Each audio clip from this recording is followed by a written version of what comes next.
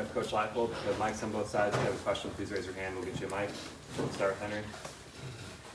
Lance, what do you make of your struggles in the passing game today? I don't think we ever fully got in rhythm. I think some of the early pressures probably put Jalen a little bit to hurry things. Yeah, it just never looked very in sync whatsoever as we have been before, even when we had some guys open. Just when there, I don't know how many balls I think we had like 3 or 4 tipped as well. 2 interceptions on tips or through someone's hands. So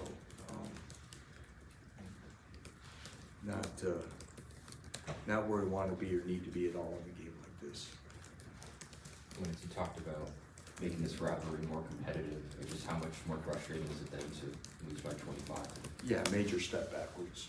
Definitely a major step backwards in that, and we have to own that. We're thoroughly outplayed.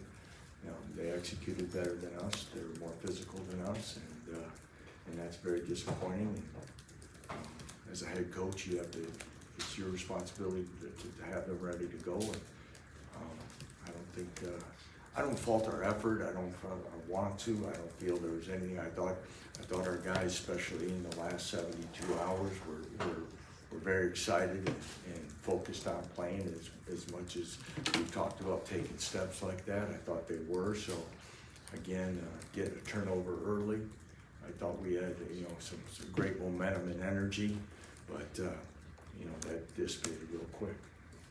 Lance, I just wanted to give you the chance to kind of address the KU fan base. I know a lot of the fan base has kind of expressed a sentiment, embarrassment or disappointment about how the streak has lasted against K-State. What would you say to them, and what would you say to, needs to turn the tide to change that? I'm sorry, I'm not quite understanding exactly what you're saying. Can you ask it? Yeah. A lot of the KU fan base has expressed a sentiment of embarrassment. I'd be embarrassed too. I'm embarrassed right now. We need to play better than that. I'm embarrassed. If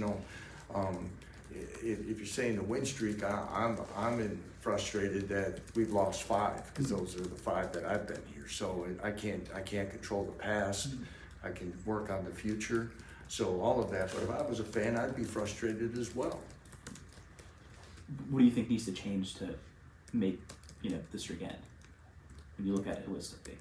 Well, again, we can go through every year here the opportunities that we had that we didn't. Now today we got thoroughly outplayed, and like I say, we didn't execute very well. We anticipated them, and this isn't. When I say this is a complete team program loss, so it's not any position. But again, we talk about things in the passing game, inconsistencies running the football. We talked about it earlier in the week about being better in special teams, and we get now you could say they had one as well. So if it's a wash, but it was a big one because there's an immediate touchdown. We anticipated them throwing the ball deep, and then we gave up more deep balls today than we had all year. So that was,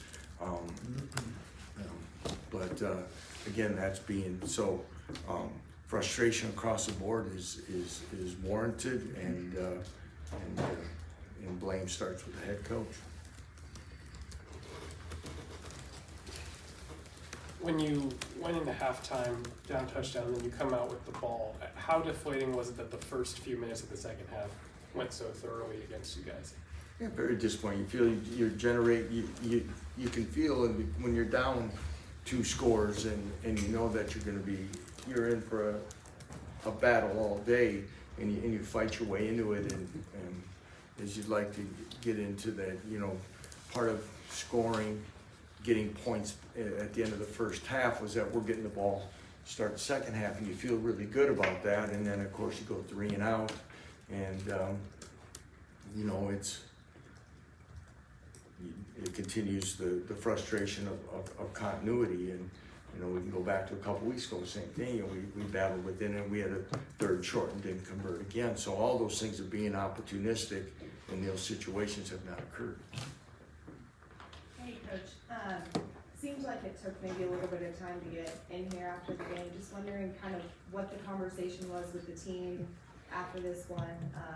Just kind of what the energy was like.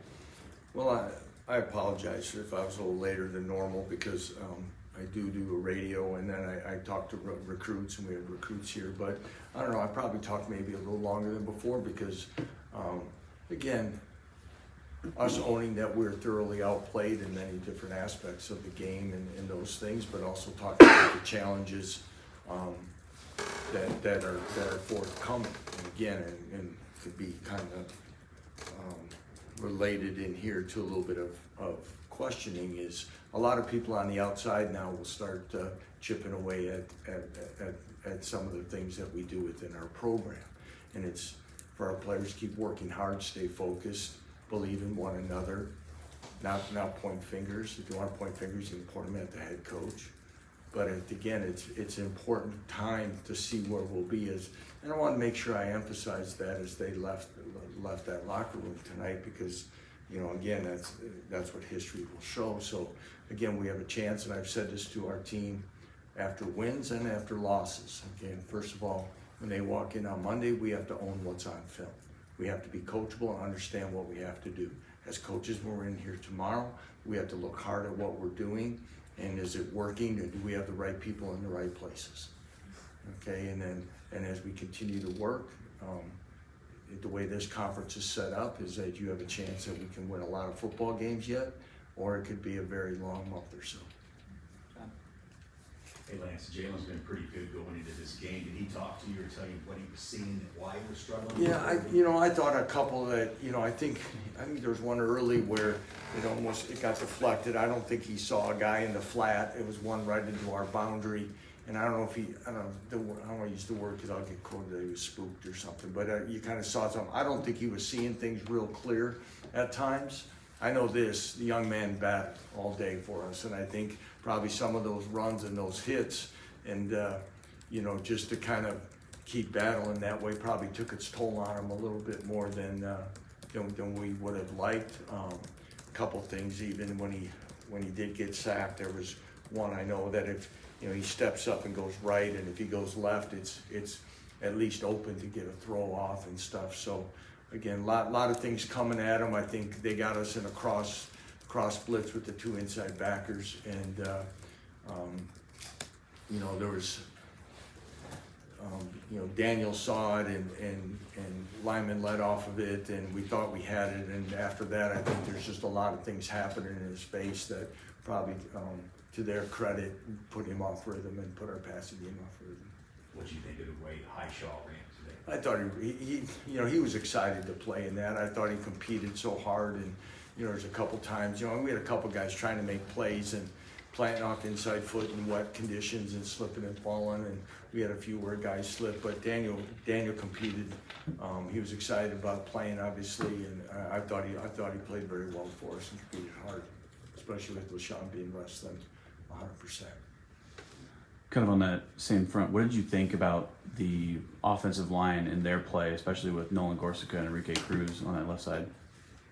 Well, Kelvin was not 100%, so we're going to rotate, and which makes it harder on Enrique because he's going to play some right tackle, left tackle, and of course reverse footwork all as he's doing that. But I thought he's handled that well. He's played well for us. Without Greg and film and watching, I can't really tell you what each guy did there as far as production wise. But Nolan played well a couple weeks ago. Again, anything that has to go with a line play and where we're at as far as total production on the day, I can't really say right now that it was a great day up front for us as well. So a lot of work to do.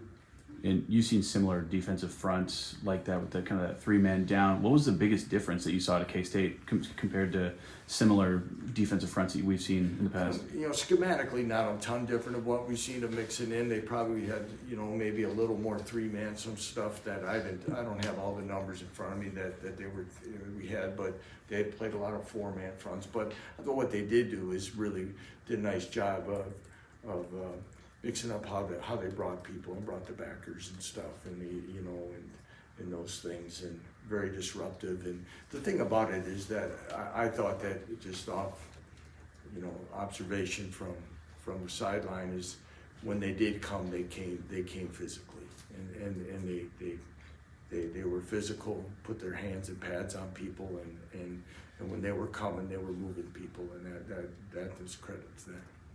Got one more? Yeah, on Monday, I think you said, Avery Johnson, underrated passer, and then today you said you expected him to throw deep a little bit. But do you think you guys got the message there? Did you know that he was going to be more dangerous as a passer? Because he obviously can run too. Again, Avery's a fine quarterback. We thought that it'd be short throws and deep throws, not a ton that he sits and throws a lot of intermediate throws, and that's pretty much what they did. And then they mix in some runs with him, and he's extremely dangerous. But yeah, and for that, to not defend the deep ball a little bit better was disappointing. I'll say that. And even in their first touchdown drive, they. We give up 25 yards of penalties, one defense holding, one face mask, and things. So, it's when you're giving them half the yardage of their drive on penalties, almost, you're not giving yourself much of a chance. And then real quick, you got a bunch of guys who have been here for a while, been through this for a while, some that haven't. When you look around in there, you guys have always done this, treat every game like it's sort of the same game and a new game and its own game. Does this one, do you see hurt more in the eyes of these guys? Or there's, that's as down of a, and that's going to be the other thing is that, again, you got a lot of work on, you got a lot of things you got to do, you've got to get things corrected, and again, for everyone, it's, okay, you got to get off the mat, and you got to get back to work, and how you going to handle that, and if and you have a team that's down right now, you got to find the middle ground to continue to address what needs to be addressed, motivate, and get things corrected in play, and